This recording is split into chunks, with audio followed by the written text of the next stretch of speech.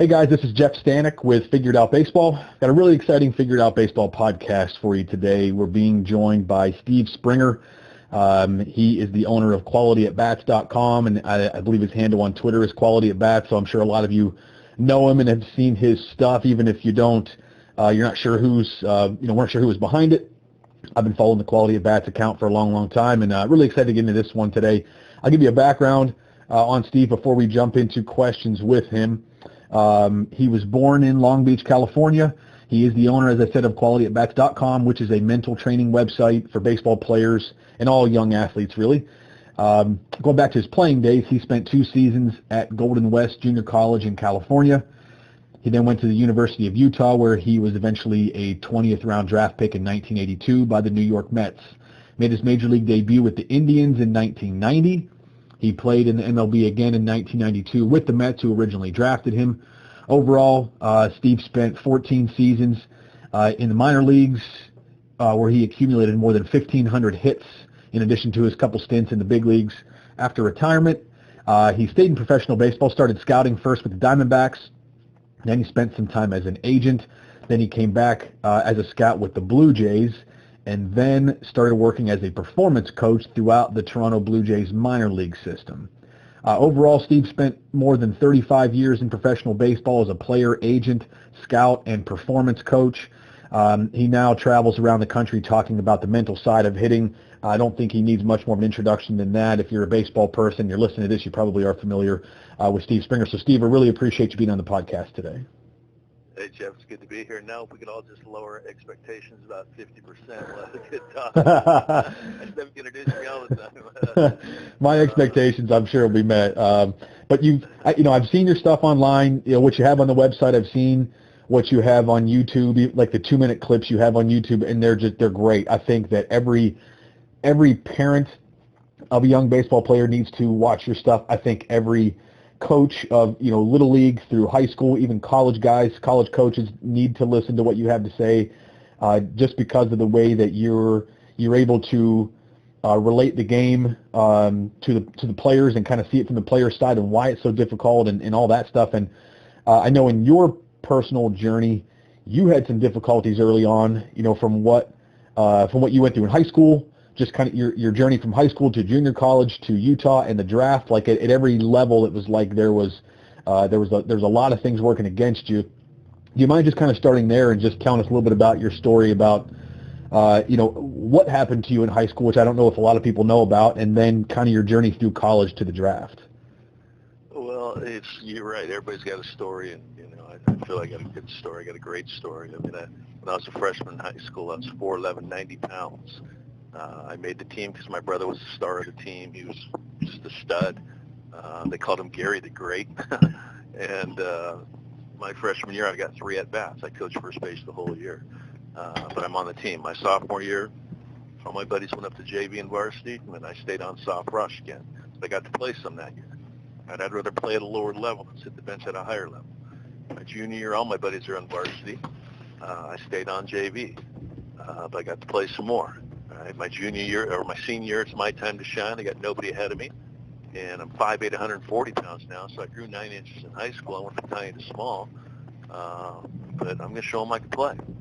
And I had a sophomore take my job. I did not start my senior year in high school. I coached first base again. That sort of sucks. So where I'm from, Huntington Beach, I got 50 colleges within 50 miles of me. I don't get one phone call. My brother went to Golden West Junior College. He's all state, best player in the state. I'm thinking, all right, the coach knows I'm coming there. He didn't have to call me because he didn't. And I went out for the team during the summer, and I got cut, which is baffling to me to this day on how bad this coach thought I sucked. I mean, my brother's the best player in the state, and I get cut. So I did what anybody would do in California. I got a job at Disneyland working on the canoes, and about 3 days later, my brother came home with the uniform for me. Just 3 guys quit. So I was 19 years old, freshman in college. I got 3 at-bats the whole year there, coaching first base again. I'm almost pro at it by now. And I played in the big leagues. Any kids out there, when I go speak, do not let anybody tell you that you're too small. Like what's Altuve, 6'5"? This guy's like 5'7" with a good pair of cleats on, and he could shrink 2 inches to be an all-star. It's not about being tall. It's about being a baseball player. It's about having body strength. It's about having instincts. working on those canoes, bro, for 2 years, I got stronger. Those things aren't on a track, man. I'm pulling people around. I really credit that to a lot of my strength. Unfortunately, in saying that, I grew 4 inches when I was 20. And that doesn't happen to everybody. I don't think I need to grow 4 inches. I need to get stronger. So now I'm 6 foot, 170 pounds. I went from a second-string second baseman to an all-conference shortstop in 1 year. And I'm getting recruited by all these colleges, full ride Long Beach State, full ride UC Irvine, full ride UCLA. My dad's favorite school is UCLA. My best friend Rich Amaral is going to UCLA, who, spent 9 years in the big leagues, didn't get there till he was 29 years old. Talk about grinding. I'm going to UCLA full ride, and it was the greatest 5 days of my life until I looked at my transcripts. I was a dumbass, man. I hated school. All you kids out there listen, or parents, make sure your kids get good grades. Make sure that you let your ability dictate where you're going to go and not your grades. So I couldn't get in. I don't know how I got into University of Utah. I went there as a shortstop. I hurt my arm and ended up DHing the whole year. Had a really good year. Hit like 450. We're playing, pretty good league in the WAC. And this is the best thing about baseball, Jeff, because whether you're in travel ball, high school, college, if you're lucky enough to play pro baseball, you're evaluated every single day when you play by somebody. And we had 50 scouts in the stands one day to see Rick Aguilera, Wally Joyner, and Corey Snyder, all 15-year big leaguers. Young kids think Mike Trout, Bryce Harper, and Clayton Kershaw, because that's who these guys were. And I went 5 for 5 with the bomb, 2 doubles, and 5 RBIs. And I guarantee that's the day that got me drafted. That's the first day I played the outfield in my life. I sucked in the outfield.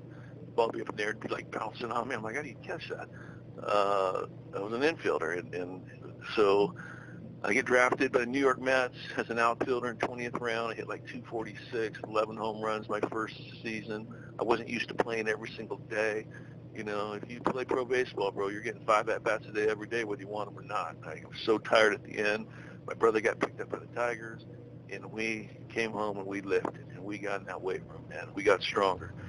And I go to my first spring training, and I'm working out with the low A ball team, and I barely made the team as the 5th outfielder. So for the first month of the season, I got like 20 at-bats.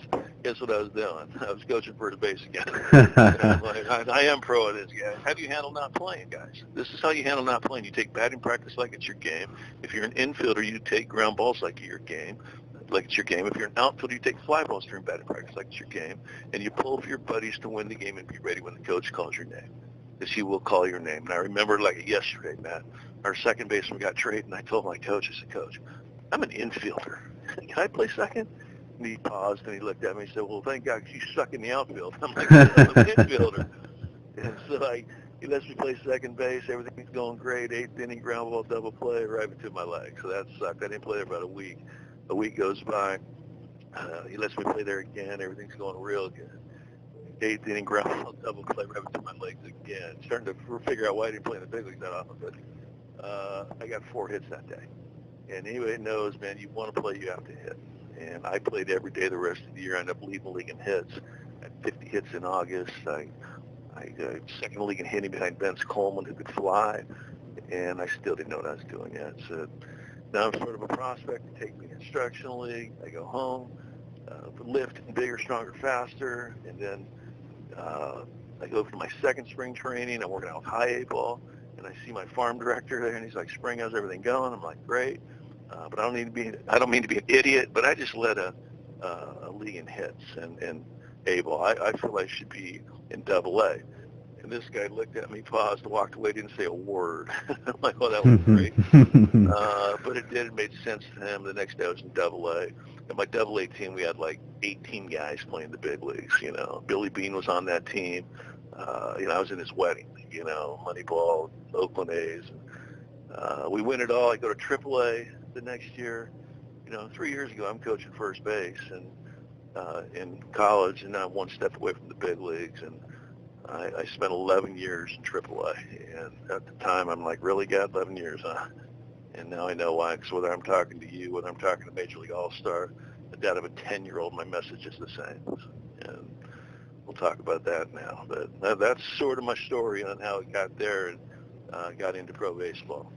It's unbelievable how, how you overcame so many things at every level. I mean, so many people would have quit, multiple times during all the stuff that you went through, especially, like you said, 50 colleges within 50 miles, don't get one phone call. A lot of guys would have just taken that to be the sign, and just the fact that you kept going and even can say that you were in the big leagues is incredible with that backstory. It's also incredible to spend 11 years in AAA, get 1,500 hits in the minor leagues. Do that anymore.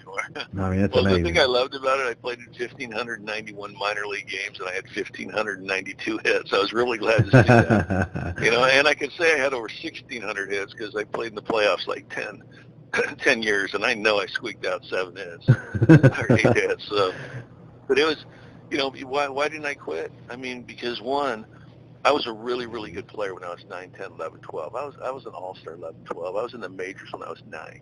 And I didn't grow an inch from the time I was 12 to 15.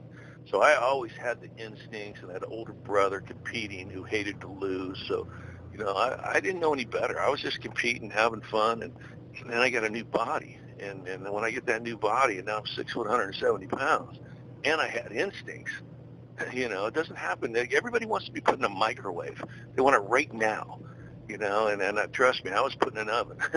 That came out, cooked. And it's such a great analogy because we all want it right now. And the parents want it right now, and the kid wants it right now. I'll get emails all the time or tweets. And, Dad will say, my kid's mental game is not very good. And I'm like, well, how old is he? He's like, he's 8. And I'm like, bro, he's got no physical game. He's 8. Right? He doesn't have a million more physical game. He's 100 pounds away from his man body. But we think it's all about right now. I mean, if parents out there, you need to realize that your kid's playing the biggest self-esteem destroying sport in the world. And I don't need my coach, my teammate, or my parent to be yelling at me Vanderbilt's not panicking when your 10-year-old has a bad weekend at the Burger King Championship. And if we all just realize that, we got a big picture. And when I speak, my number one vein in my speaking is your career starts today when you say, I don't care what I hit. The batting average is the biggest trap in baseball. I figured it out 20 years ago. I called it Satan in my first CD. I go, I can't have a goal where I can do everything right and go 0 for 4. I hit 3 balls right on the screws, right at somebody in baseball says I suck, or softball. It's hitting.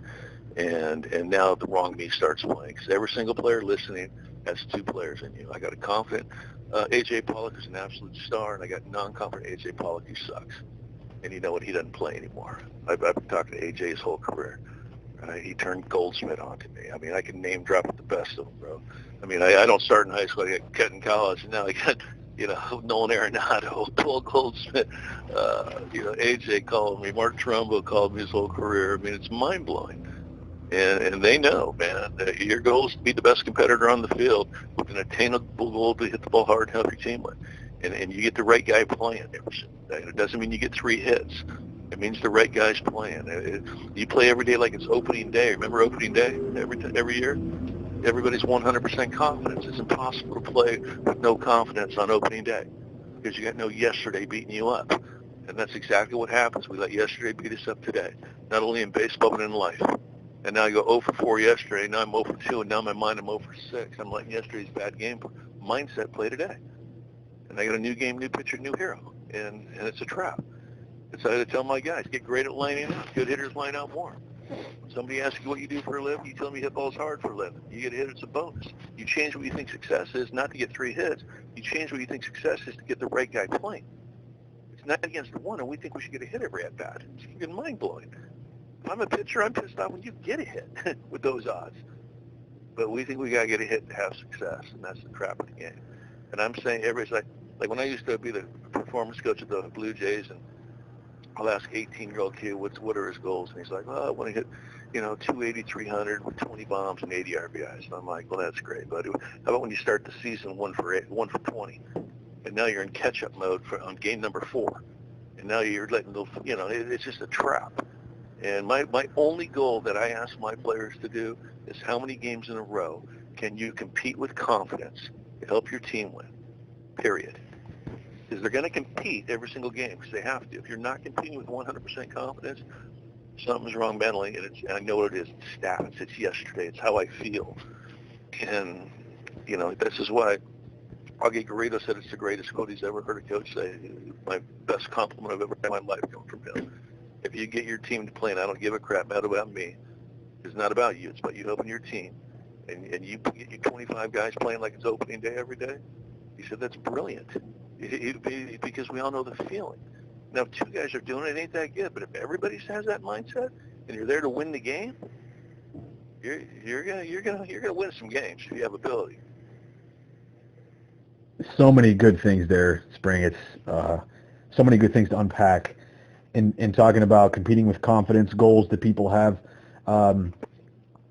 statistics are in your face all the time, especially at higher levels in college. A lot of times now, especially at higher level colleges, you got a video board or some kind of a board there showing you what your stats are, or they're just so easy to access online. I know that as a kid, I kept my stats and I wanted to know what they were. And it's one thing in Little League, Pony League, but you get to some higher levels and you're right, you start to struggle a little bit. I know that some of the college stops that I had, I was sort of the in-house mental performance coach. I read a lot about it. I bought into it, and I wanted to be able to help guys who were having struggles in that way.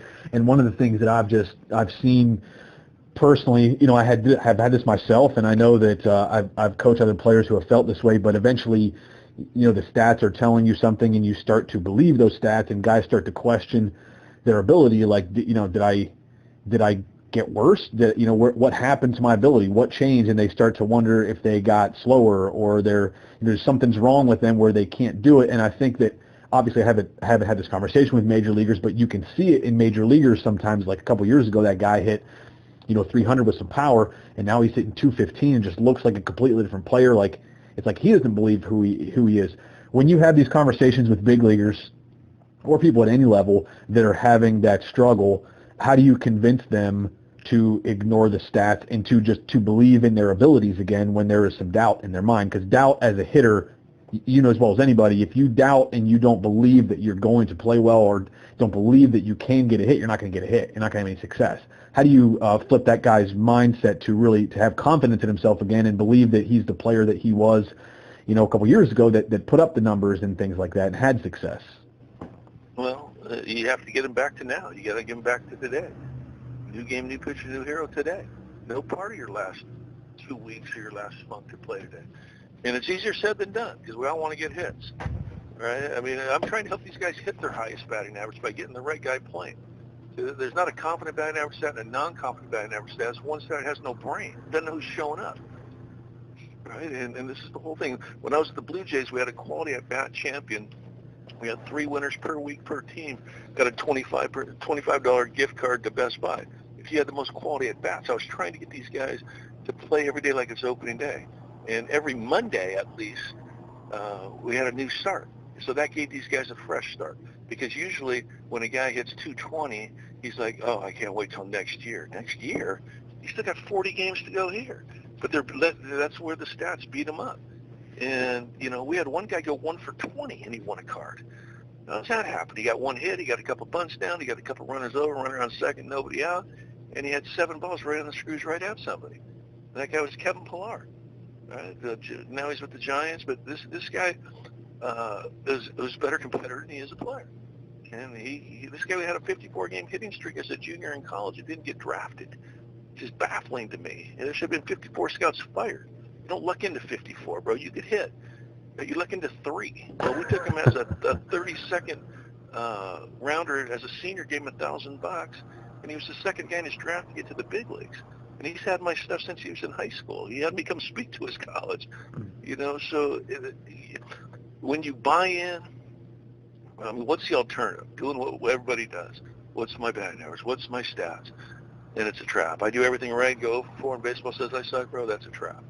Right, we had an annual award with the Blue Jays. Whoever had the most quality at bats got a big check and a max bat trophy in spring training. And our Double-A guy, more quality at bats than anybody in 500 plate appearances, and he had 255. But he had 20 bombs and 80 RBIs. And his favorite line, what I teach, is good hitters line out more. Get great at lining out. Get great at hitting balls hard. When somebody asks you what you do for a living, you tell them you hit balls hard for a living. And you get the right guy playing every single day. It's like we said, we don't go big picture enough. We think it's all about right now. You get that 18-year-old kid that signed for $1 million and he pop his first one for 20 and walk back to the dugout like somebody stole his dog. And I'll tell my coaches, I'll say, man, we better hope that's immaturity and not makeup. And, and then I'll talk to the kid. If I told you could be a 25-year-old big leaguer and spend 10 years, deal or no deal. An 18-year-old's thinking, I want to be 21, so they pause. I said, it's not the question. 25 guaranteed. They say, yes. It's 18, 19, 20, 21, 22, 23, 24. That's 7 years you ain't playing in the big leagues. That's 7 years to learn how to get great at being a better competitor than you are a player. It's 7 years to get great on how do I compete with confidence when I'm not getting hits. And you can just see the relief go, oh. And now we got 25, 26, all the way to 34. They do 10 years. And when Tony LaCava hired me at the Blue Jays, he loved my stuff. His son loved it. He said, Spring, if you help one guy, you're worth your money. I said, Tony, if I don't help 100, fire me. Because I'm not going to be talking, get your hands here, your feet here, bro. I'm going to start talking about, and he's like, oh, I like it, man. He said, you go to AAA if you want to, go to AA once, get your butt down there with the 17, 18-year-old kids and teach them how to compete with confidence when they're not getting hits. Is the focus of quality at bats, when did that become something that you just started focusing on? Was it when you became a mental coach? Was it when you were going through the minor leagues and kind of dealing with your own struggles? Like, when did that become a thing that you started focusing on? Well, Clint Hurdle used to put a Q on the lineup card if you know you had a quality at bat. And I'm on this team, and I could have went 0 for 4 with 3 Qs. I know I'm playing the next day, and I liked it, and I basically stole everything I got from Clint Hurdle. He's my buddy, and all of a sudden it just turned into a brand, and and now you know, man, I'm gonna have a quality at bat percentage, and that's not right. It's better. But it's like, what if your quality at bat percentage is low? And now you're going to beat yourself up over that. And this is why I've came to the conclusion, how many days in a row can you compete with confidence is the only goal that you need to have. And it doesn't mean you get 3 hits or win every game. It means the right guy's playing every single day. And play for today. And play like it's opening day. When you're 0 for 4 with 4 strikeouts, I need you looking at that lineup. I need 2 guys to get on so I can be the hero. Instead of, oh crap, if 2 guys get on, I got to hit again. Did you make it about your stats? And now you went from 280 to 279, and then and then the next day you're at 269. And dude, I did it. I know exactly the feeling. I always felt I had to hit 300 to play in the big leagues, and now all of a sudden you don't even want the at bat, and that's when the heroes are made, because you're worried about you and your stats. I'll ask players all the time, man, you ever been so bad you said I don't even care anymore? And then they start hitting, and then they start hitting, they start caring again. Yeah, you're laughing because you did it. Oh, yeah. We all did it. We all did it. And this is the whole thing, man. If this game wasn't mental, then every first-round pick should spend 10 years in the big leagues. Every top 5-round should. And Kevin Pillar should have never made it. But it's not about that. I used to think that baseball was about the mind, the approach, and mechanics, all 3 important in that order. I've changed it, man. This is about the approach, the mind, and mechanics. I don't care how confident you are, and I don't care how good your mechanics are. If your approach sucks, you're going to lose your confidence, and your mechanics are going to break down. The second thing I talk about when I speak, after getting rid of the batting average, is hunting speeds, and not trying to hit the fastball, curveball, slide up, change up, You're looking for everything. You're not ready for anything. Is it easier to hit 1 pitch when you know it's coming, or 3 and you don't? If I told you here comes a fastball 100%, and you can't put a good swing on it, and go play soccer, bro. You got to be able to do that. But I'm telling you right now, buddy, if I'm sitting on a fastball and I get it, have you told me what's coming? Like all teams are trying to do, with the obvious being the Astros. Come on, bro. You tell me what's coming, I get hit. I'll take my chances right now in the big leagues. I'm 60. Give me some LASIK surgery. Now it's about competing. How come we could hit the breaking ball machine in the cage and it turns invisible during the game? Because we know it's coming in the cage. Well, this is why you watch the pitcher. You watch the game. You don't have 5 at-bats a day anymore. You got 27 minimum. That guy, you tell me, you smoke a fastball for a double or a bomb, your first at-bat, you come out with runners on second and third. You think 2 out of 3, 3 out of 4 are going to be a fastball or off speed? Probably off speed. So why am I sitting fastball? You're looking for something you're not going to get. And this is my whole thing, bro. When I start, everybody's like, oh, Spring, you're a guess hitter. Yes, I am, bro. But it's educated guess. It's not flip a coin. Oh, heads, I'm going to sit breaking ball, tails, fastball. No, I got a feeling. Mark Trumbo said it's his favorite analogy ever. It's my blackjack analogy. I said that too many hitters get like they got 16 on them. Like they're gonna bust. And I said, bro, we're splitting friggin' aces. I don't have to swing. He's like, that's brilliant. Do you think go ahead. No, go ahead, bud. Do you think that most hitters in the big leagues are that way? That's something I've often wondered, and just don't have access to the big leaguers that you do. Are most guys in the big leagues, whatever you want to call it, guessing or sitting on a pitch, are most guys that way, where they know that they can't hit everything, so in most counts, particularly less than 2 strikes, they're looking for one thing. If they get it, they let it rip. If they don't, they're spitting on it. Well, they should, but no, I can't say that everybody does. I think some of them are still in the I'm going to sit fastball and adjust. Well, for me, that's my 2-strike approach, bro. But is it easier to hit 2 speeds with a lefty on the mound and you're right-handed? Yes, I can think fastball away. And now I recognize the breaking ball coming in. I haven't shifted through my middle end swing, and I can still put a good swing on it. But if I'm looking middle end off that lefty, and he throws me a changeup, it's a death move. If I swing out, because you shift through your middle end swing. But I don't know, man. Somebody you'll hear, hey, we got the signs, and so I don't want them. Really, you're an idiot. How do you not want to know what's coming? I've had that. As a first base coach, I got pretty good at. So you and I are both professional first base coaches. I coached first base, I think, at every college stop that I had, and there were days when I could pick the sign, or I could pick what the pitcher was throwing based on something. Sometimes it was a catcher sign, but a lot of times the pitcher would give it away with something, and I'd be able to let the hitters know. And I had hitters that tell me they didn't want to know, and I'm like, look, I haven't missed a pitch in 3 innings out there. Well, I don't want to. I don't want to know. I'd rather go up there not knowing. And I'm like, just like you said, you're an idiot. You gotta want to know what's coming, even if I'm only 90% right. You gotta want to know what's coming. I mean, why do they have analytics now? That's the one analytic I would want, is what's the schedule in certain counts. Yeah. Right. Yeah. If I'm sitting on a breaking ball, I'm going to zone up. I'm going to load late. I'm going to look for it up and in, thinking right center. If it doesn't start up and it's not going to be a strike. If it starts down the middle, it's going to be a ball.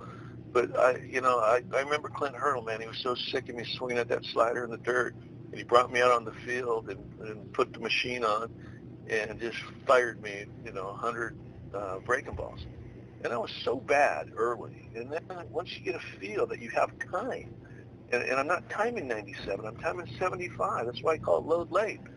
Guys, at his release point, now I'm going back to my load to take a fastball swing on off-speed speed. And I became a better hitter when I started looking for. Dude, my production doubled when I said I don't care what I hit, and I started sitting on speeds. And I went from 4 to 8 home runs a year, 50, 60 RBI, 40, 50 RBIs, and now all of a sudden I'm hitting 16, 17 home runs with 70, 80 RBIs a year, and I still had the same batting average between 260 and 290. But if I had damage, I wanted every at-bat. I wanted to be the hero in the ninth. I had no problem being 0 for 4 with 4 strikeouts if we were still in the game, because my whole goal was to win the game and be the hero. And I hated being 0 for 4 with 4 strikeouts in a blowout. Now I got to punch out against the backup right fielder.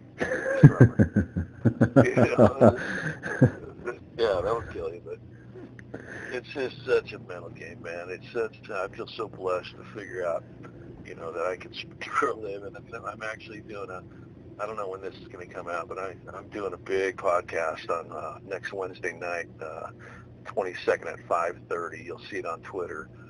I'm going to do an hour speaking engagement in the cage, a live presentation, and everybody's going to get everything I made, all my audios, DVD, my book, and it's $40. And it's half a hidden lesson. So if this gets out by the end, bro, and you guys are listening, man, come on in. Where can people find that? Where can they go to get that link or find it? Just go on. It's going to be posted all over Twitter. Okay. And then you just click on the link and you sign up. It's regular, like $130 if you bought everything. And I spent 14 years in the minor leagues, bro. Didn't set me up for life. And we're everybody's got tough times right now, and I feel for everybody. And I'm one of them. So, you're going to get everything I made. It's money back guarantee, and we're going to have a great night. So hopefully pass that on. Tell your friends. Very good. So right now, the way that just baseball is coached now, and especially what you see on social media and in most hitting facilities. Hitting facilities are everywhere. Travel baseball is everywhere. Travel baseball is no longer elite. It's anybody that wants to play. You can find a daddy team somewhere that you can play on, and there's a lot. Most of what you hear on social media is mechanics. This is the perfect swing. This is the way all the greats did it. Your opinion seems to be different. If you're coaching a young kid right now, or you have a facility, if there's a guy listening to this that has a facility, has travel teams, I can guarantee that most of the time is being spent on physical adjustments and again, creating the perfect swing. For you, when you're working with or talking with a young kid, how much time are you spending on the mental part of it, whether it's the approach or just understanding what you've been saying this whole time about, competing with confidence and being focused more on quality at bat than your batting average? How much time are you spending on each of those if you're working with a young kid right now, Steve? Well, I think travel ball is a great thing when it's done right. And any travel organization out there, if you're in it to win trophies and win the Burger King championship, then I'm not on that. We need to develop kids when they're 8, 9, 10, 11, 12, 13. So when they get into high school and college, they know how to play the game. And, we always think it's about, going in a cage and taking swings and every night. And it's just like, and then we get out in the game and they can't play defense. They don't know how to base run. They don't have instincts. But hey, take him in a cage, bro, and do some flips. He looks like a player. And my whole thing is developing baseball players, defense, offense, base running, mental game. Our job as coaches in the youth is not to create big leagues. It's to use the game to create men using baseball, teach them how to fail, teach them how to win, teach them how to compete, teach them how to lose.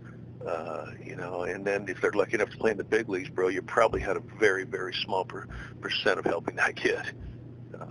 I'm not saying none, but I mean, the chance that guys playing in the big leagues are so small.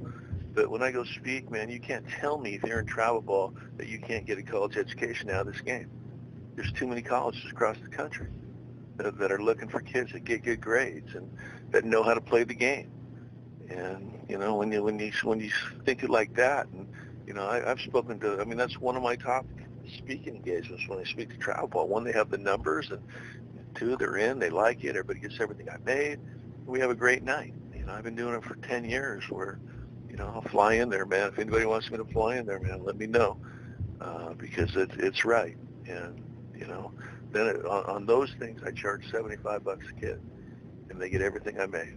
And, I usually need like an 80 kid minimum, gets me $6,000, a lot of money. When one person flips the bill, when everybody brings $75, bro, it's pocket change. It's like a hitting lesson. And I give anything over 80, they keep the money. So I try to make it a win-win-win-win for everybody. And if a parent says that was just okay, I'll give them their money back. I doubt if they think it was just okay, they weren't paying attention enough. I mean, Steve, it happened one time, man. I had a grandma brought her 8-year-old daughter, and she thought she was going to be able to hit with me, and so she was mad. So I gave her money back. If you can convince the travel ball, whatever you want to call it, the world of travel baseball, that winning trophies and rings when you're 8 years old is not the thing. It's so difficult to watch especially on Instagram. There's more young kids on Instagram, a lot of like 8, 10, 12-year-olds. And and every weekend they're posting that they won a trophy, they won a ring, and did they win it, or did they give some hardware to the top 5 teams out of the 10-team tournament? I don't know. But I know that that's what the majority of the focus is. And I know that as just being involved in the game and at younger levels, scouting, and I coached high school for a little bit after I got out of college ball, and I know, unfortunately, that's where the focus is. And my gosh, Steve, if you could just figure out how to get youth baseball to focus more on developing the game. As a former college scout, you go out and watch these travel tournaments, and it's amazing just how many guys do not have instincts because they haven't played enough games, and when they're playing, they're not getting coached. Like, the coaching is happening in the batting cage. We're trying to fix your swing and make your swing perfect, but there's no focus on base running. There's no focus on defense. I started to feel like at the end of my scouting time that like when you timed the 60-yard dash, you'd have your 7 flat and sub 7 guys, but after that it was like there were hardly any like 7-2 runners. It was like 7-5 runners and above, and it was like if you're not fast, guys they pay no attention to it. They don't run. They don't try to get faster. And it was amazing to me, just like these guys that are terrible runners and they're fine with it. They think they can get in the box and just try to hit the ball far, and that's going to be okay with everybody. As a former scout, and I'm sure you're still in touch with guys that scout now, how much are instincts still a part of actually getting your name called on draft day? Oh, bro, instincts are everything, man. You think Dustin Pedroia is an overachiever? No, he's a big leaguer. He's good, but because he's 5'7", he overachieved. No, bro, he didn't overachieve. He's a good player. And as far as winning and at all costs and travel ball, bro, I want to win too. But if you're doing it the right way and you're developing, your kids are having fun, and you're losing with class, then I'm good. I'm not into everybody gets a trophy. I'm into learning how to play the game right, learning how to win, and competing with confidence and training parents. I said I had a 2-minute video on why kids quit at 13 years old because of the pressure that's put on by the one who loves the most, us parents, and Johnny Testosterone Coach yelling at my 10-year-old. And in 3 days, it got viewed 3.4 million times. Like, that's how powerful this thing is with the parents. And usually after I speak, I'll get a parent come up to me in tears and just like, that was awesome, and now I need to go apologize to my kid. Because I hit the parents harder than the kids because I don't want these kids quitting at 13 years old with their little kid body, and they don't get a chance to play with their man body. And now they quit, and then they want to play 4 years later, and they just lost 4 years of instincts. They're not playing in the big leagues. Parents, so many times, I'm sure there's a lot of them that don't, but you notice the parent at the game that is up their kid's butt and that's kind of living through their kid and just taking it way too seriously at very young ages. I have a friend who's got a 6-year-old, Steve, who he played up, but he was playing at 6 years old, and there were parents in the stands like yelling at kids on the other team.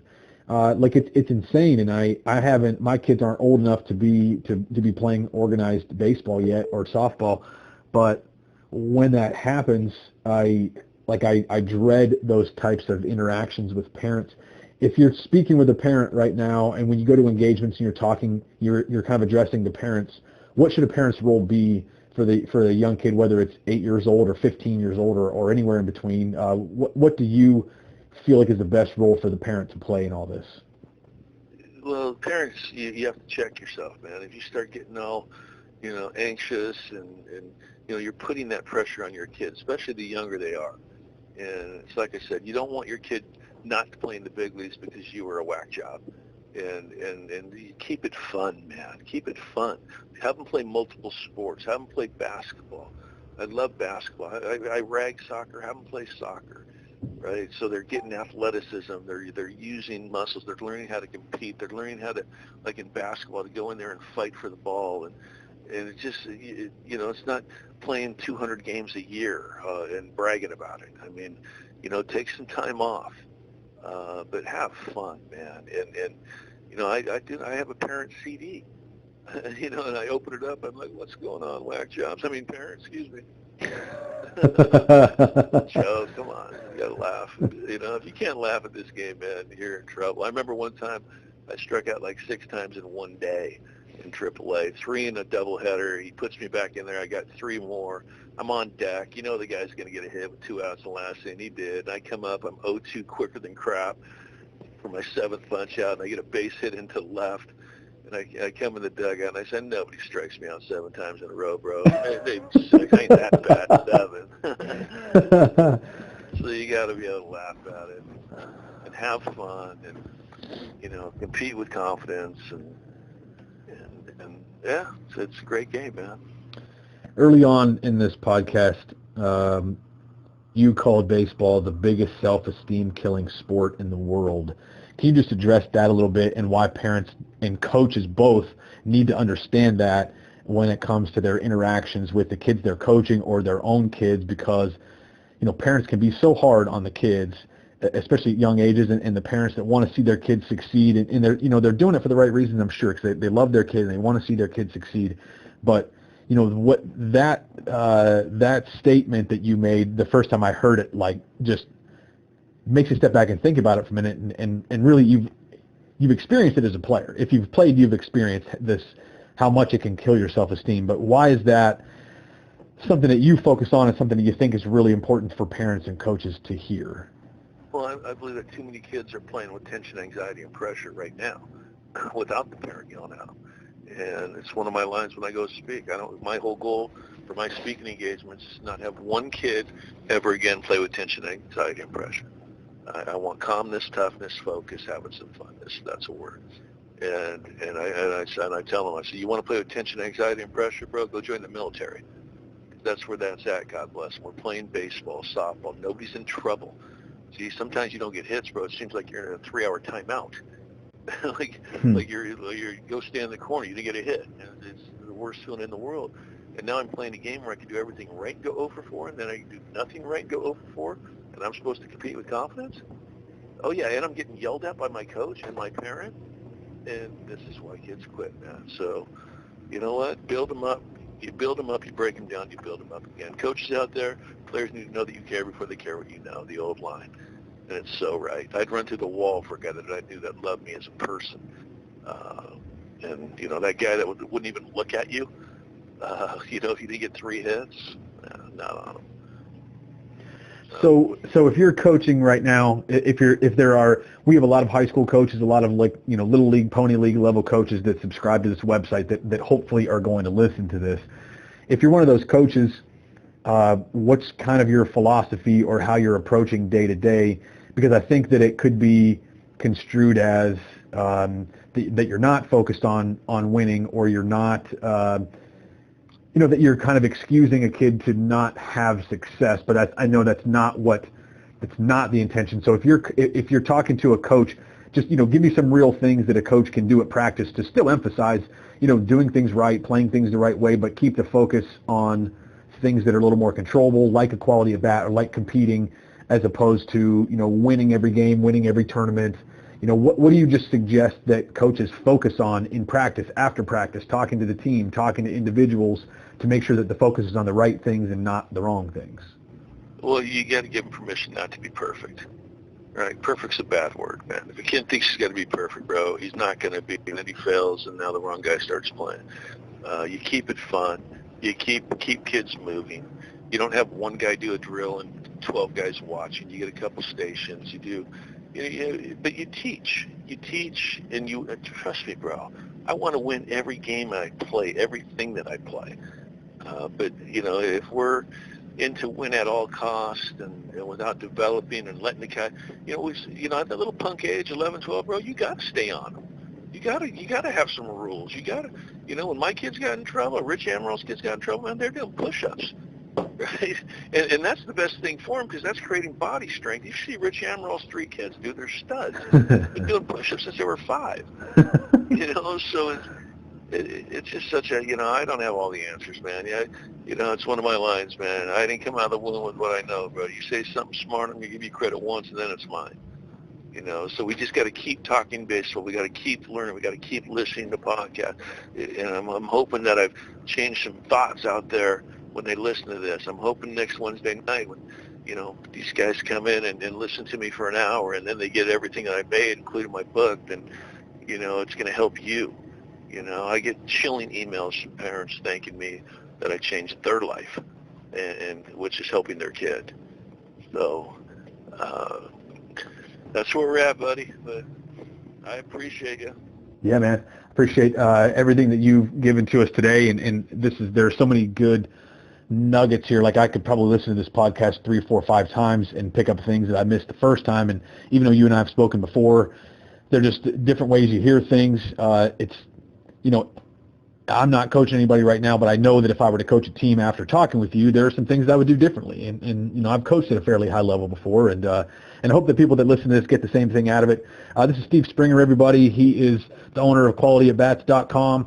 Check his stuff out there. He's got a lot of stuff on YouTube that you can check out, and we're going to have a special offer for you since you've listened to this podcast on Figured Out Baseball, where you can get some of Steve's stuff online for a good discount just for being here and listening to this today. But Steve, I sincerely appreciate your time and everything you've given, and the website's better off for having you here. So thanks again. Well, I appreciate it, bro. And you just said it, man. You listen to it and you listen to it. We give ourselves too much credit to remember what we're taught. And this is why I had a guy named Tom McCraw that changed my life.